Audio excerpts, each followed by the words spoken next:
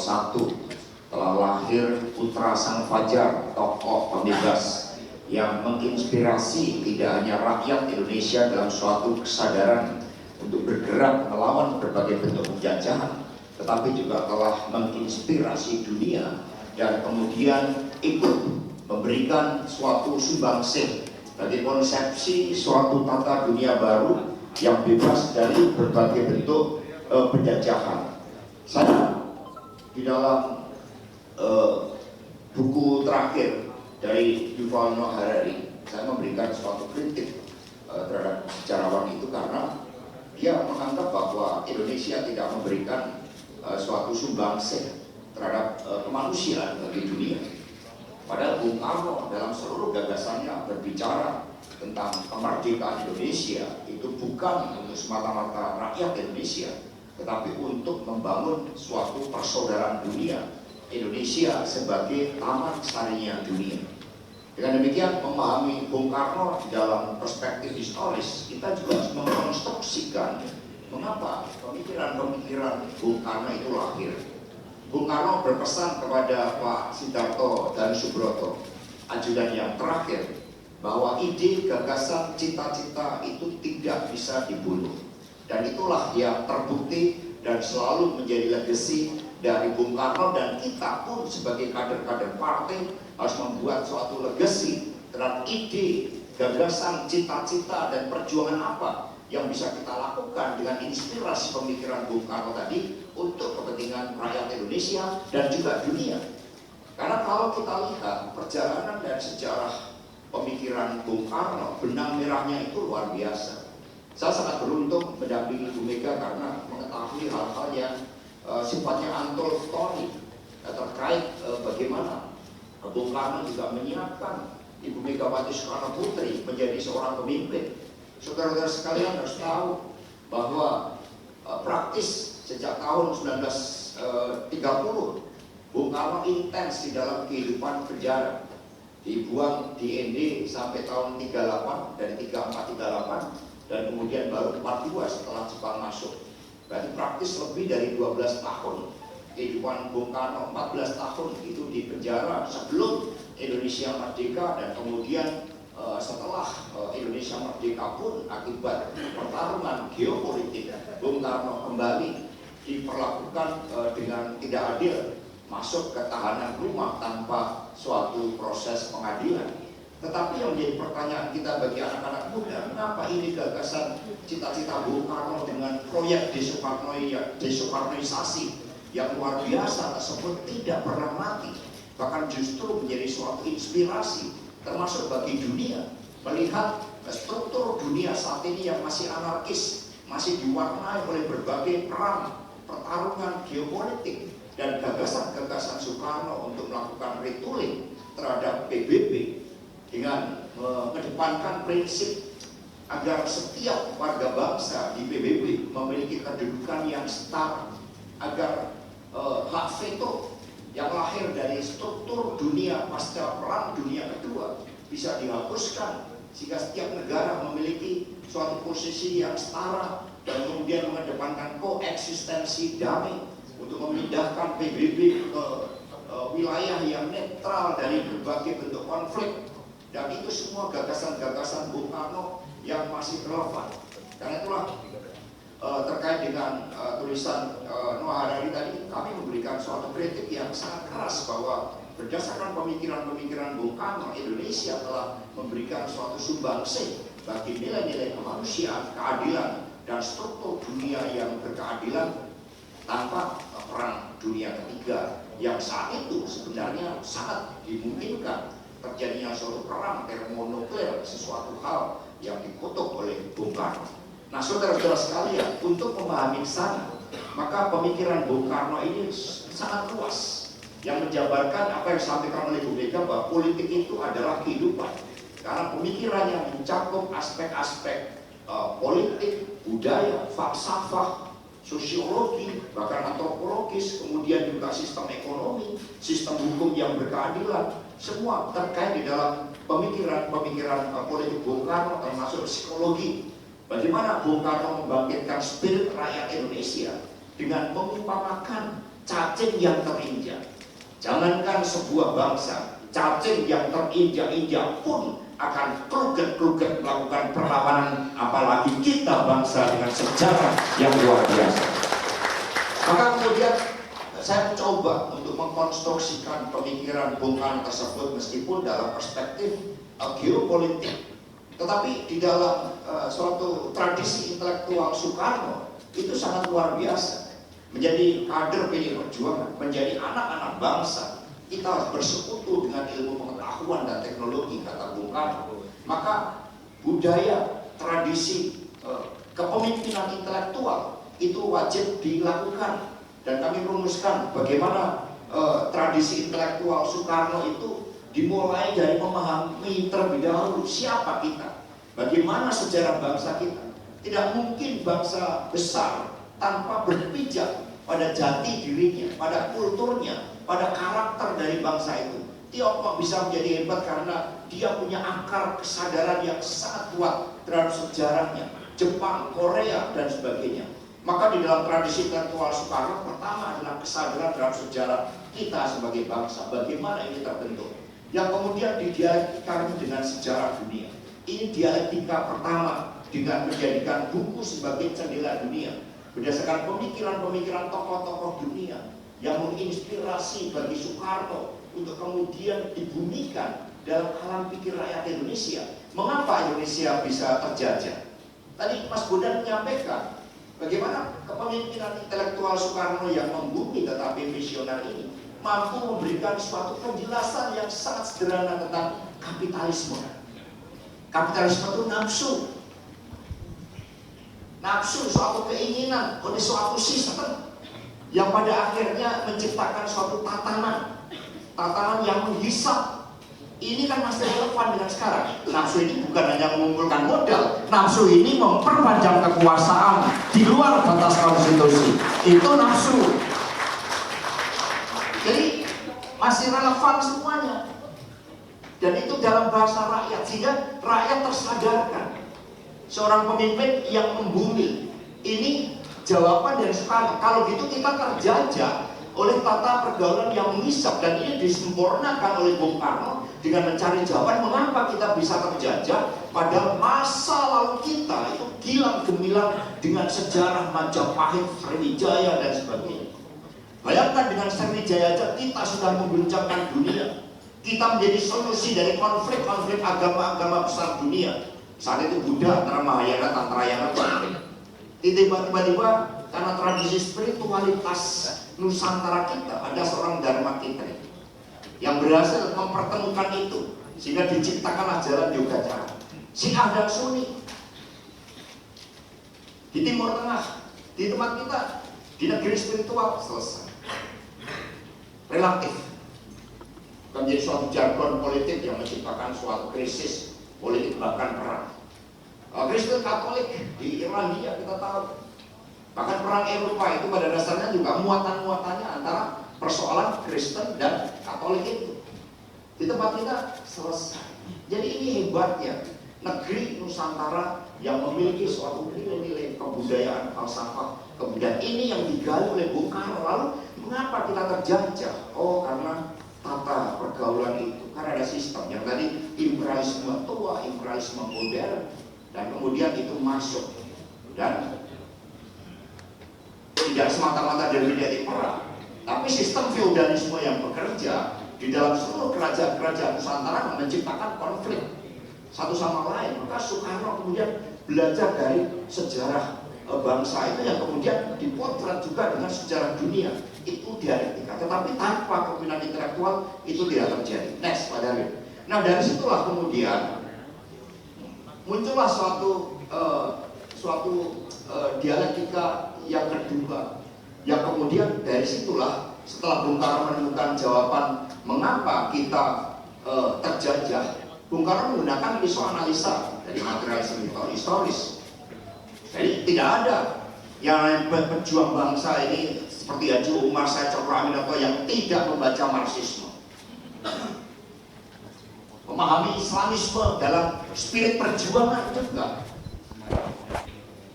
Dan kemudian ini dianggap, dinilai oleh Bung Karno sebagai bagian dari dialektika dunia. Feodalisme, ini yang diajarkan dalam buku Sarinah juga. Feodalisme, kemudian ternyata terjadi suatu penjajahan ketika dominasi agama gereja Katolik bersama kaum bangsawan. Itu juga membungkam berbagai bentuk kebebasan tafsir-tafsir terhadap ayat-ayat kitab suci. Hanya menjadi otoritas dari gereja. Muncullah suatu tadi pemberontakan dari revolusi Prancis karena rakyat marah, sehingga Soekarno bukan penghasut. Tadi dikatakan itu terjadi dalam revolusi Prancis, dan kemudian muncullah liberté, égalité, fraternité, muncullah abad pencerahan.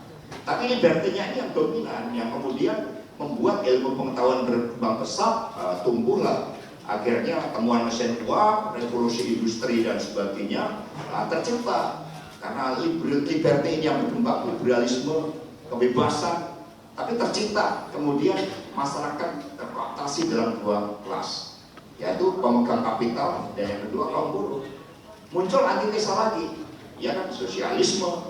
Kemudian situasi 1905, saat itu Jepang dianggap sebagai representasi bangsa Asia mampu mengalahkan Rusia. Nah itu sehingga Nicholas III kalau nggak salah, yang kemudian mengalami kekalahan itu melawan Jepang, dan kemudian muncullah akhirnya Lenin yang menggunakan pemikiran-pemikiran Marxisme, kemudian menjadi Leninisme dan campur tangan mempercepat revolusi proletar itu. Nah terciptalah kemudian kapitalisme, liberalisme, sosialisme, komunisme, dan ini belum selesai kata Bung Karno. Ketika kita lahir sebagai sebuah bangsa, muncul suatu kesadaran untuk mengatasi sistem internasional yang anarkis ini agar tidak terjadi perang, sehingga nilai-nilai kemanusiaan yang muncul dari ketergajahan itu di dalam lahirnya Pancasila. Bung Karno menjelaskan kemanusiaan ini punya dua perspektif. Perspektif pertama adalah untuk melawan berbagai bentuk penjajahan. Jadi kalau sekarang hanya untuk berbicara saja mau dibungkam dengan hukum, itu kolonialisme baru. Betul tidak?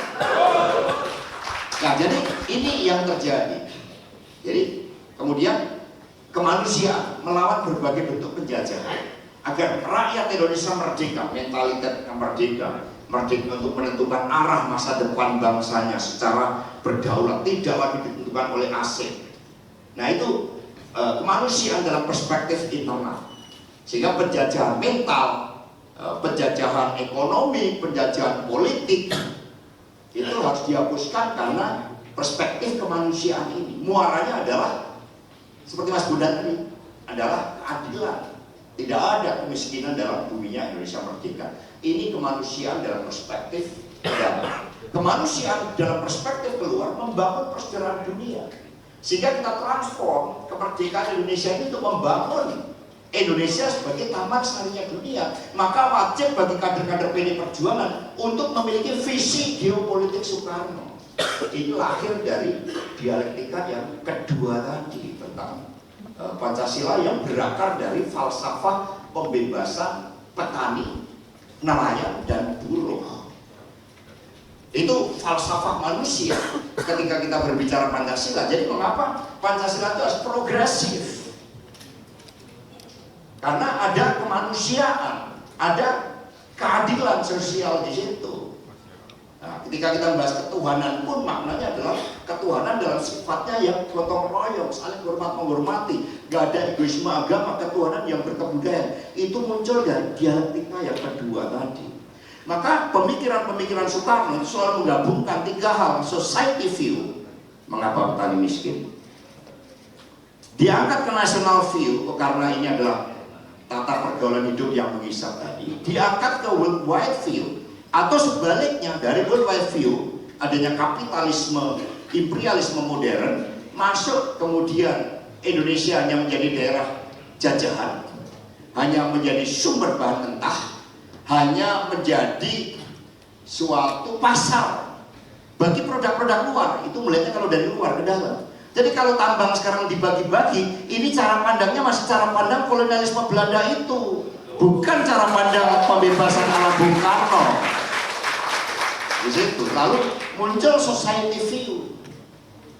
Nah, dari sinilah muncul suatu gagasan-gagasan tadi tentang Pancasila. Jadi Pancasila itu bukan hanya pemersatu bangsa, bukan hanya falsafah bangsa, bukan the way of life-nya bangsa, tetapi Pancasila adalah cara pandang kita, ideologi geopolitik Indonesia untuk membangun tata dunia baru, to build the world anew. Itu dong cara melihat. Nah, ini kemudian dikonstruksikan lebih lanjut bahwa yang namanya pengikut-pengikut Bung Karno harus punya suatu ide, the power of idea. Ketika Soekarno membaca buku Realitas tadi dalam dialektika pertama dan kedua, bahwa kita punya sejarah yang gemilang, kita bisa merdeka. Maka idenya apa? Kita harus merdeka sekarang, dan sekarang. Sehingga Bung Karno mendirikan PNI dengan prinsip non-cooperation. Karena diperlukan suatu upaya mempercepat kesadaran massa dengan melakukan pendidikan politik. Setiap Rabu, Bung Karno menjadikan kantor PNI sebagai pusat pendidikan rakyat agar sadar mengapa kita terjajah dan rakyat punya hak berbicara, bukan dibungkam dengan bansos. Itu yang terjadi. Betul? Nah, itu jadi ide. Maka Bung Karno, kita bisa merdeka agar rakyat ada imajinasi, digambarkan kemerdekaan kita adalah jembatan emas.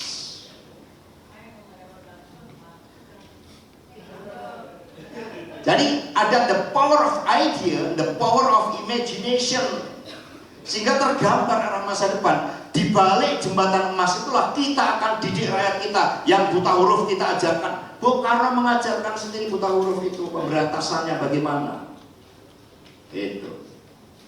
Jadi di seberang, maka kemiskinan Indonesia harus diberantas. Itu kalau kita berbicara falsafah Pancasila, bukan berpihak kepada elit yang paling bawah ini. Jadi tambang itu diberikan pada sebesar-besarnya untuk rakyat ini seharusnya. Kalau kita konsisten di dalam tesa antitesa, sintesanya pemikiran-pemikiran Bung Karno dan Bung Hatta, Syahrir dan sebagainya di situ. Nah, jadi ide imajinasi menciptakan satu gaze atau spirit. Ini terbukti.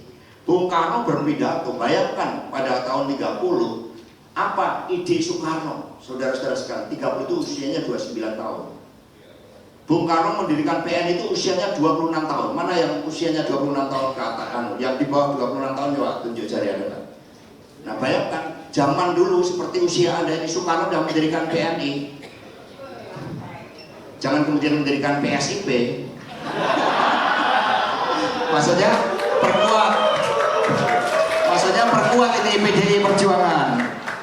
Perkuat PDI Perjuangan oleh anak-anak muda yang punya ide seperti Bung Karno. Usia 26 tahun sudah mendirikan partai. Jadi ketinggalan Anda sama Bung Karno. Kalau Anda belajar dari Bung Karno, saya gitu dong. Itu tujuan mengapa saya partai dari anak-anak muda ini kita undang. Jadi the power of idea, dan selalu terjadi. Tahun 30 Soekarno punya imajinasi Indonesia itu seperti ini, Pak Darwin tayangkan. Jadi Indonesia dalam bayangan Soekarno saat itu termasuk Filipina.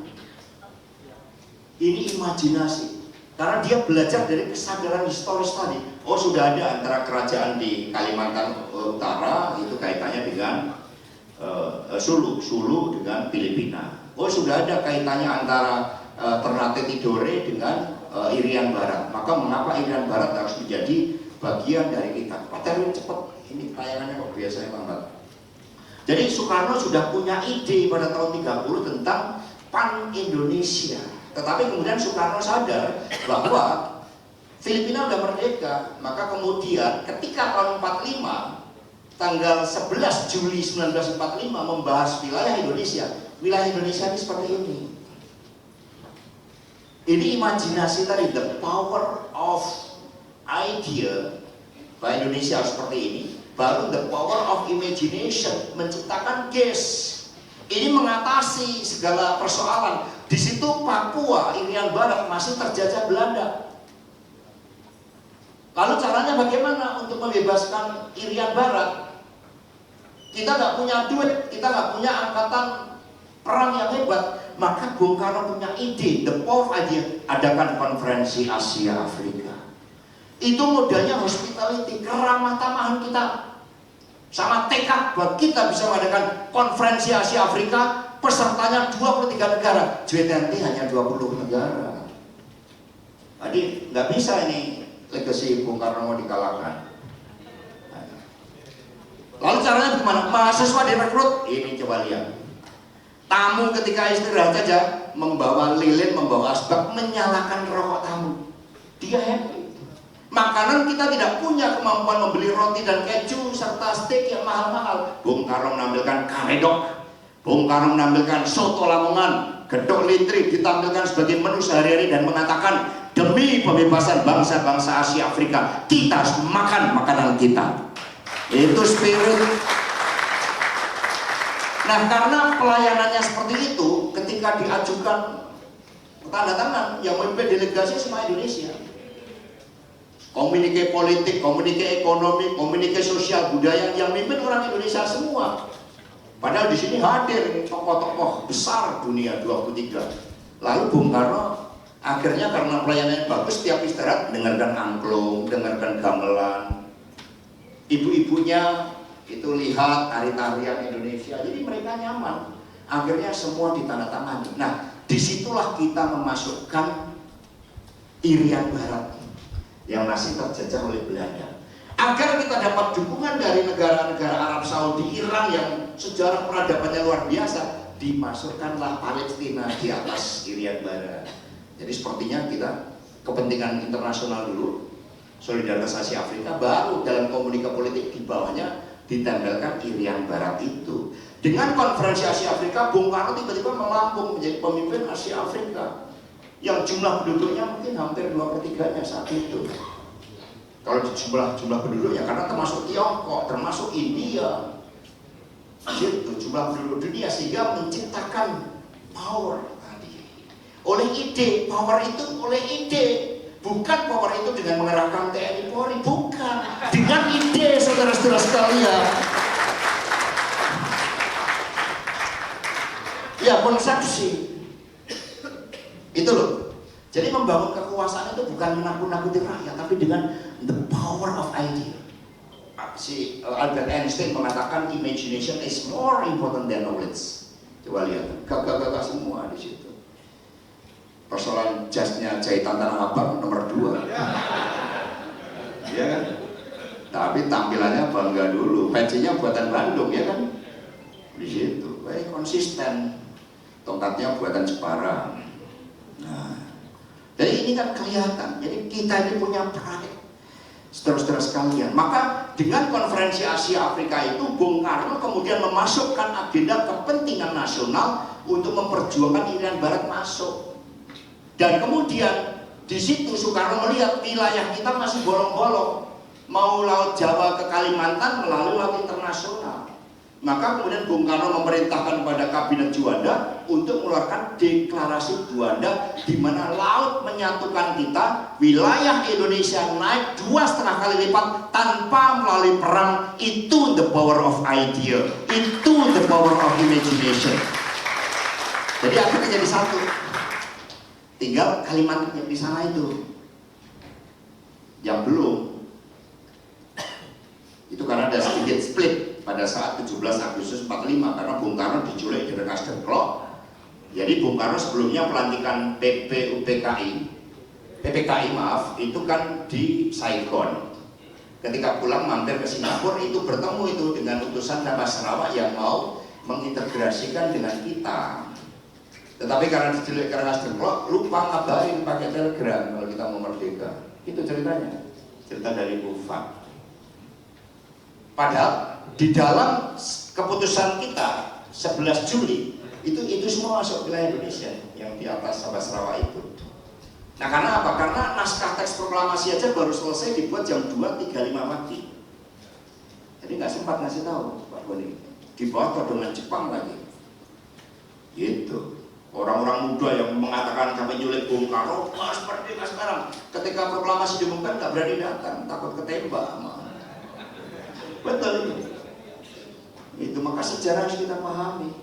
Yang gini-gini itu belum tentu ketika dihadapkan pada resiko kemudian berani tampil.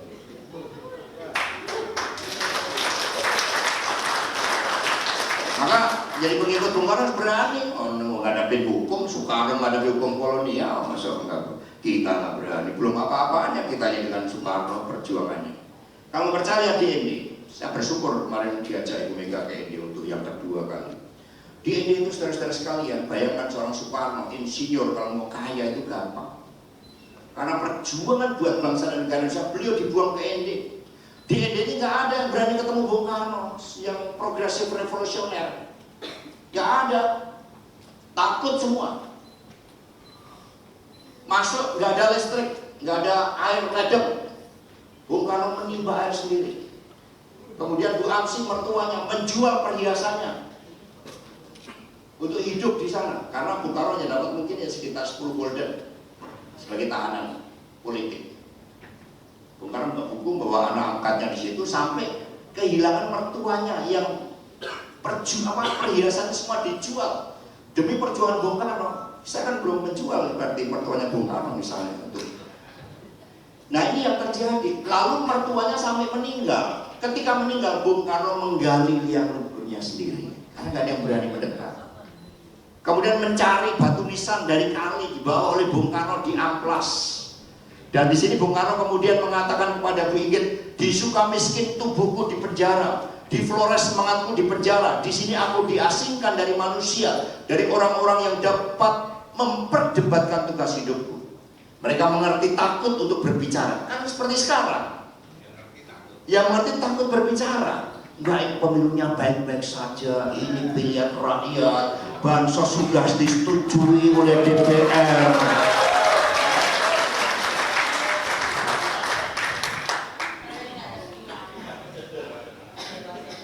Mereka yang mau berbicara tidak mengerti. Itu, ini udah kehendak rakyat. Waduh. Ini kan lupa sejarah bangsa ini. Kita bangsa merdeka ini untuk bebas berbicara, bebas berserikat, bebas berkumpul, menyatakan pendapat. Bukan kok kemudian kita ditakut-takut lagi. Maka mau ditakut-takutin gitu. Takut Bu Mega di dalam pidato Rakernas penutupan, ketakutan adalah ilusi dan kita adalah manusia merdeka. Itu. Lalu kita lanjutkan. Mereka yang mau bicara tidak mengerti. Inilah tujuan sebenarnya dari pembuangan ini. Baiklah, kalau keadaan demikian, aku akan bekerja tanpa meminta bantuan orang-orang terpelajar yang picik ini. Nah, beda sekarang PDI, kita merangkul kaum terpelajar. Nah, Mas Budan, beliau enggak memenuhi kriteria ini. Usman Hamid, Prof. Sulistiawati, bahkan Rocky Gerung pun tidak memenuhi kriteria ini. Kan itu kan. Ini setelah kita sadar atas kekhilafan yang lalu. Nah ini, aku akan mendekati rakyat jelata yang paling bawah. Jadi pengikut Bung Karno bukan di tingkat elit, turun ke bawah. Ini baru Soekarnois. Orang-orang yang terlalu sederhana untuk memikirkan politik, orang-orang yang tidak dapat menulis dan merasa dirinya tidak kehilangan apa-apa. Dengan cara ini setidak-tidaknya ada orang yang bisa kuajak bicara. Bayangkan, Soekarno mencari orang hanya untuk diajak bicara. Masih mending saya bisa bicara seperti ini. Persoalan diperiksa Polda urusan lain. Gitu. Jadi saya katakan kita ini menjalankan ritual kehidupan kader kalau hanya menghadapi tantangan-tantangan diperiksa. Kemarin habis dari Bali, pas saya jemput ibu turun langsung ketawa. Itu. Kamu merasakan seperti saya dulu zaman Orde Baru dipanggil polisi. Wah, belum ada apa-apanya Bu yang saya lakukan. Saya bilang seperti itu ke Ibu. Tapi kita berbicara benar itu benar. Ketika kita pada punya keyakinan di situ. Bung Karno aja bisa berhadapan dengan kolonialisme Belanda. Gak punya apa-apa. Di situ. Nah, di situ. Aku membentuk lingkunganku sendiri dengan pemetik kelapa. Bayangkan ini insinyur, pejuang ITB, berbicara pemetik kelapa, sopir mobil, para pembantu yang tidak bekerja. Inilah kawan-kawanku. Pertama aku berkenal dengan kota, seorang nelayan. Setelah aku katakan padanya bahwa dia tidak ada larangan mengunjungiku, dia datang ke rumahku. Kemudian dia membawa darham, tukang jahit. Darham ini yang dilatih oleh Bung Karno bisa bahasa Indonesia. Sedikit yang bisa bahasa Bung Karno mengajarkan orang bisa belajar bahasa Indonesia. Lalu Bung Karno menuliskan tonil, sandiwara. Sandiwaranya Dr. Setan salah satunya. Itu untuk menggelorakan bahwa Indonesia yang mau dimatikan oleh kolonialisme masih ada jiwa yang hidup, yang bisa dihidupkan meskipun dengan merangkai jiwanya Pak Darham, jiwanya Pak Kota di situ. Setelah naskahnya selesai, nggak ada yang bisa baca. Maka Bung Karno membacakan untuk dihafalkan. Bayangkan perjuangan seorang Bung Karno. Jadi kalau saya nggak diintimidasi kayak gitu masih kecil dibanding perjuangan Bung Karno dan Bung Mega. Itu sendiri nggak ada masalah. Bung Karno juga sendiri di situ. Aku telah terpikir, tapi kemarin kan banyak yang mau nemenin. Pak Komar mau mengerahkan ribuan satgas. Pada mau datang DPP bisa bilang nggak usah, nanti malah nggak bagus. Itu kita seperti Bung Karno aja gitu, membuat naskahnya tadi ya mas, di toilet pakai dus, ada apa itu, kaleng, nulis di situ. Saya masih mendapatkan kehormatan pakai bis, diliput wartawan gratis, kan masih kehormatan gitu. Dibandingkan dengan Bung Karno, saya bilang ke Pak Komar, Pak nggak usah kerahkan satgas, nggak usah DPP ikut. Tapi yang saya ikut yang punya historis, Pak Andre saja karena ND, beliau karena tahu sejarah hukum kolonial. Kemudian anak-anak muda, Seno saya ajak, ada tim hukum. Itu yang kita ajak, kita nggak model. Kalau urusan-urusan seperti ini, kalau urusan gerak ke bawah, nah itu baru masa kita bersama-sama. Kalau urusan-urusan kayak gini, udahlah sendiri aja. Kalau diundang ke KPK juga datang lah dengan cukup didampingi penasihat hukum. Kan KPK yang mendirikan Bu Mega, nanti kalau saya datang kualat, maka datang. Kalau perlu sebelum undangan datang, ya kan kita siap datang. Itu loh maksudnya. Jangan datang duluan, ngeri juga kita. Nah, lalu dengan penderitaan Bung Karno ini, ada seorang stoker itu pemadam api yang di juru api, kayak juru api yang di kapal. Bung Karno menderita di situ loh, bayangkan semangatnya dimatikan, nggak ada temen yang mau diajak bicara, nimba air sendiri. Itu next. Tetapi Bung Karno nggak mau meninggalkan penderitaannya itu, silakan Pak Darwin. Ya Bung Karno nggak mau, lalu mengatakan, tidak dapatkah Bung Karno berjuang dengan cara rahasia? Mari kita bawa, kita selundupkan ke Surabaya. Kata Bung Karno, itu bukan cara Bung Karno. Aku dianggap sebagai lambang dan perjuangan kemerdekaan. Dengan tetap tinggal di sini, rakyat dapat menilai, berpikir tentang godaan untuk kabur dan memperbandingkan baik buruknya. Jadi aku dapat menilai, kalau kabur itu bagus enggak, buruknya apa, kata Bung Karno. Tetapi agaknya lebih baik bagi Soekarno untuk tetap menjadi lambang dari pengorbanan cita-cita. Jadi ketika Bu Mega kemarin mengusulkan Prof Mahfud, itu dari cita-cita. Agar nggak ada nepotisme, agar nggak ada KKN, agar pembagian tambang tidak serampangan, agar tidak ada korupsi timah 300 triliun kerugian negara, agar tidak ada bansos yang disalahgunakan, agar setiap anak Indonesia yang punya semangat juang bisa menjadi presiden tanpa memikirkan siapa bapaknya. Itu tujuan Prof Mahfud, dicalonkan oleh ibu, melakukan reformasi sistem hukum. Tapi begitu kita menghadapi hambatan, kita pakai ayat Bung Karno ini. Kita menjadi bagian dari pengorbanan cita-cita. Tetapi Satyam Eva Jayate, kebenaran pasti akan menang. Betul tidak? Nah next lagi, ini saya coba, ini cara orang yang berani itu seperti itu, dengan tulisan kalau perlu. Next, yang dengan Belanda. Jadi Soekarno kemudian dengan penderitaan DND, bukan kok mentalnya mengerucut. Ini yang membuat kemarin karena saya spirit dari ND ini. Next, Pak Darwin yang sikap dengan Belanda, yang Belanda dengan mentega dan keju itu. Oh cuma dua dan kalau gitu. Jadi yang terakhir, Soekarno mengatakan, mari justru meskipun saya dengan rakyat biasa yang tidak tahu politik, bahkan membaca pun tidak tahu, tetapi digalakkan spiritnya oleh Bung Karno. Belanda itu membangun kekuatannya dengan mentega dan keju, sementara kita membangun kekuatan dengan spirit rakyat. Maka ketika saya datang ke IND dengan kepala tegak, saya akan keluar dari IND dengan barisan kepala tegak. Itu kata Bung Karno.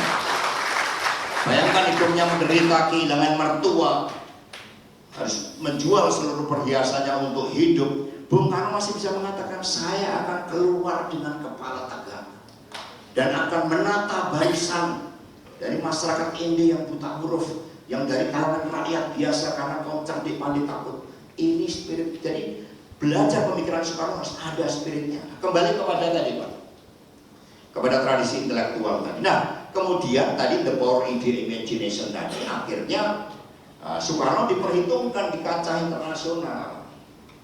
Maka kemudian cara agar kita mendapatkan dukungan pembebasan Irian Barat, Bung Karno bantu dulu. Mesir dibantu Gamal Abdel Nasser, terusan Suez itu nasionalisasi itu milik Mesir.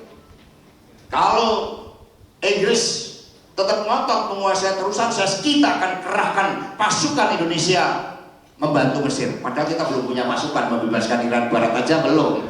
Tetapi pidato Bung Karno udah seperti itu, kita akan kerahkan pasukan. Akhirnya keder Inggris ngajak rundingan dengan Gamal Abdel Nasser sehingga terusan Suez itu bisa dinasionalisasi.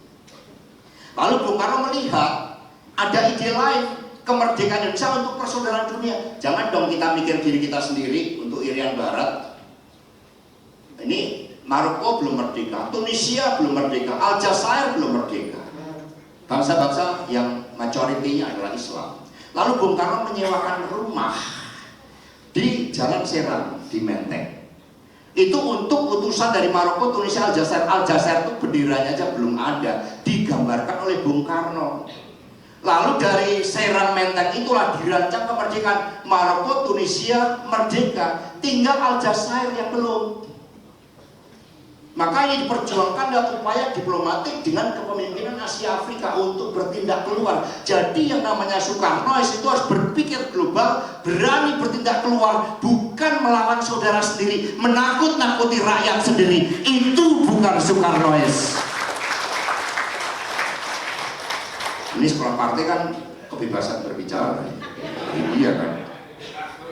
Nah itu. Nah coba teks di Aljazair.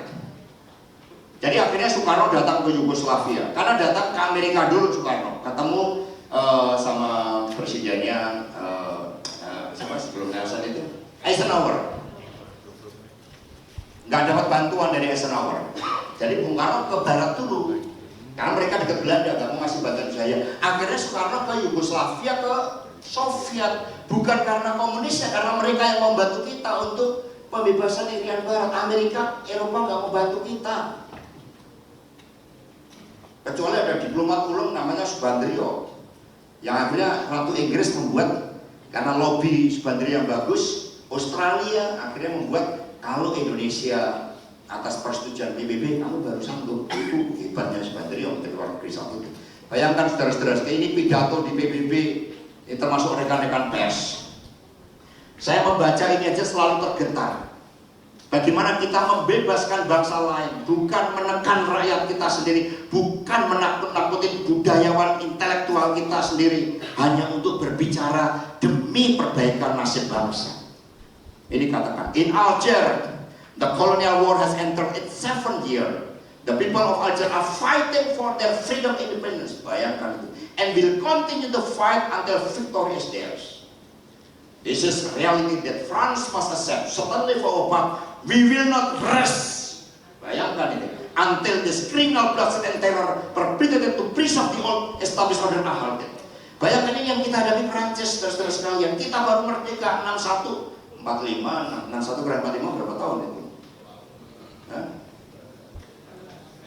16. Kita udah mendekte PBB Prancis kayak gini. Lalu mentalitas kita sekarang menjadi mentalitas sepertinya kita mudah silo dengan bangsa lain. Mohon maaf ya Dimas, agak lama dikit. Nah di sini ya. Terus we will continue to give our support to the provisional, apa tadi nggak baca, nggak hafal juga ini bahasa Inggris, provisional government of Alger as well as all possible aids. We pray only, ini ketuhanannya nggak lupa nih orang Indonesia ini. We pray only that the victory will be there soon. Apakah tergetar kita? Ini Soekarno. Ini watak orang Indonesia yang dibangun, dimimpikan oleh Soekarno itu. Maka akhirnya 63 Irian Barat masuk kita. Lalu Bung Karno dikukuhkan menjadi pendekar dan pembebas bangsa Islam. Bayangkan, nggak ada. Ini orang Indonesia satu-satunya di dunia menjadi pahlawan pendekar dan pembebas bangsa Islam, karena Aljazair merdeka karena Soekarno diselundupkan. Dalam bukunya Bapakku, Ayahku, Kawanku, Mas Tom menyebut Bung Karno sampai merahasiakan ini dengan anak-anaknya. Ketika mengirimkan senjata ke Aljazair untuk melawan dengan Perancis, 1 juta nyawa sudah meninggal akibat penjajahan Perancis. Bung Karno menjadi pendekar dan bangsa Islam. Ini yang ditutupi oleh Orde Baru. Kita dibenturkan dengan Islam. Karena Bung Karno pendekar dan pembebas bangsa Islam. Nggak ada Bung Karno, Maroko, Tunisia, Aljazair, Sudan, Aljazair tidak akan merdeka, saudara-saudara sekalian. Pakistan, Soekarno kurang apa dekat dengan Nehru. Tetapi ketika ada resolusi jihad pada tanggal 22 Oktober 45, keluarlah resolusi jihad melawan sekutu. Itu Bung Karno menggelurakan semangat bersama Bung Tomo. Tiba-tiba Bapak bangsa Pakistan Muhammad Ali Jinnah menyerukan sama. Akhirnya ada 500 tentara Gurkha Muslim membantu perjuangan kita. Dia membelot. Dan dari 500 itu tinggal 100 yang hidup, 400 meninggal, gugur di dalam. Maka Bung Karno membuatkan Masjid Syuhada di Jogja. Itu Masjid Syuhada itu untuk menghormati mereka-mereka dari Pakistan ini. Maka ketika Pakistan berhadapan dengan Inggris, lagi-lagi Bung Karno mengirimkan kapal selam kita kelas Whiskey Pakistan. Begitu kita datang, Inggris itu rasional, rundingan. Akhirnya tidak ada perang terbuka karena kita kirim kapal perang. Apa nggak bangga kita di situ? Ini cara berpikir kita. Jadi ketika kita membaca Soekarno sejarahnya, kita harus menemukan idenya, kita harus menemukan konsepsinya, imajinasi. Dari situ kita akan muncul dari juang. Dan kemudian saya rumuskan di dalam teori geopolitik kita, maka kita harus membangun dunia. Apa itu? Silakan persamaan. Pak Darwin, konstruksi pemikiran geopolitik Soekarno, ujung-ujungnya apa sih kita menjadi hebat? Apakah memindahkan ibu kota kita menjadi hebat? Nah, ini karena sikap rakeras membanding. Sikap rakeras kita seperti itu. Masukan dari Pak Oto dulu untuk masalah tanah diselesaikan. Kita menjadi hebat, kata Bung Karno, kalau kita menguasai dengan kesadaran geopolitik tadi, kita menguasai ilmu pengetahuan. Maka ini persamaannya. Jadi kepentingan nasional itu dirumuskan apa? What is our current national interest? Di situ.